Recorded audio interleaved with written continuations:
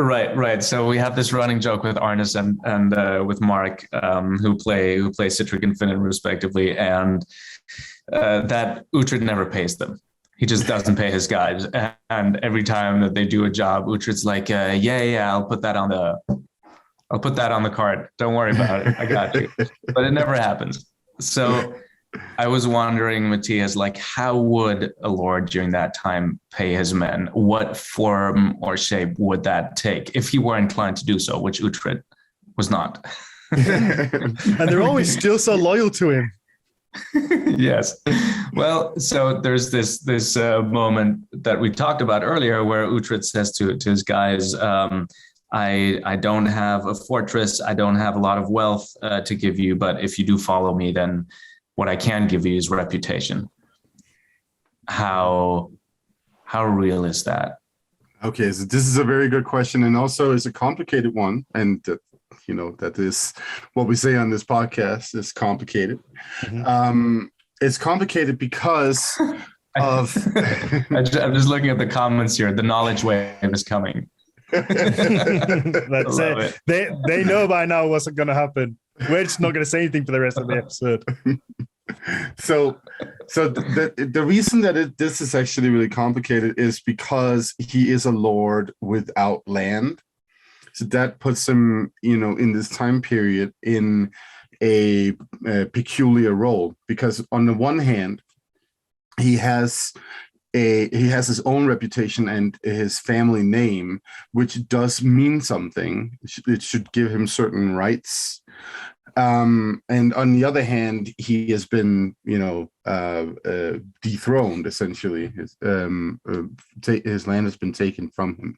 So he doesn't have the equity to go with his name, so to speak.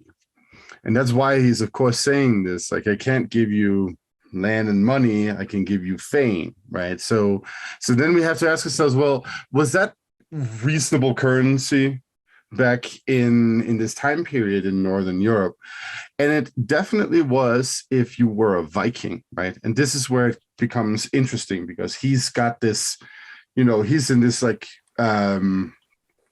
gray area between Anglo-Saxon and Viking, right? He's got a little bit of influence from both, and this is where we then see sort of the cultural influence of the Scandinavian presence in the English area in the time, where such things as perhaps reputation start meaning more, and then also become part of actual currency in a sense. Because what is the next thing after reputation? Well, if you have a reputation, as say, and this is what we see in the saga literature all over, right? You're some kind of Icelandic Viking who shows up in Norway, and then you're like, I'm son of this and that, and then the Norwegian king is like, well, then you're cool, awesome, or I have heard about you because you killed a bunch of people over here and waged war on these people over there, and so on.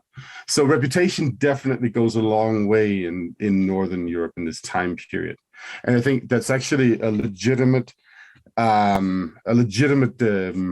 thing to offer in that sense. If you band with me, then you're definitely going to become known as some of the biggest, baddest warriors out there, and that in itself is then going to lead to money, essentially.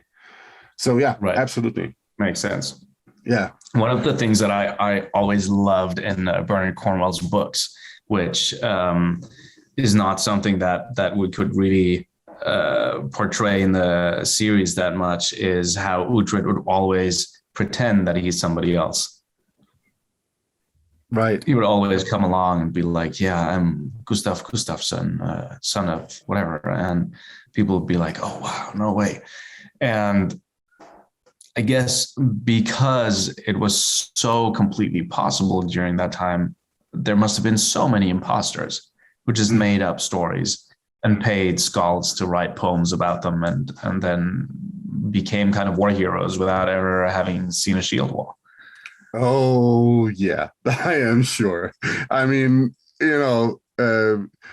people who I mean, okay, so let's just dial that one back for a second. So there is a term in Old Norse, which is lygisögur, which literally means lying sagas. That's a thing that they were well aware of back then. And you could see like kings and lords, they would call it out sometimes and say, oh, that's a great yarn you just came up with right there. Right. So they were definitely aware of that. And if you sort of like, when you start approaching all of this literature about all of these ancient Viking heroes with a little bit of a grain of salt and some critical thinking, then you also will quickly realize that most of these stories are more or less made up.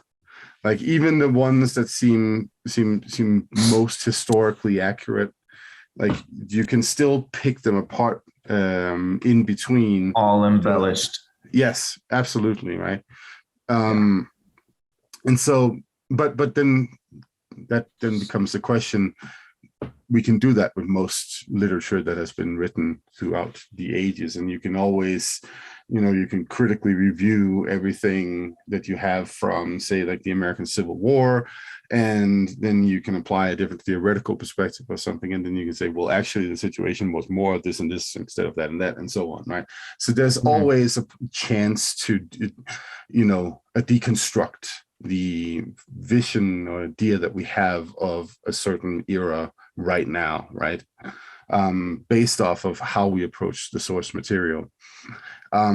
As somebody who teaches about the Viking Age, it's of course important for me to always highlight to people to be thinking critically about these stories, because they're usually being used to like prop up the coolness of somebody's family or somebody's country, right? That's usually how this is being used nowadays, and it's like, yeah, on one hand, but also on the other hand, maybe not so much. maybe this particular Viking that you guys have like statues of everywhere, maybe he didn't even exist, guys. Right. Think about that for a second. Right.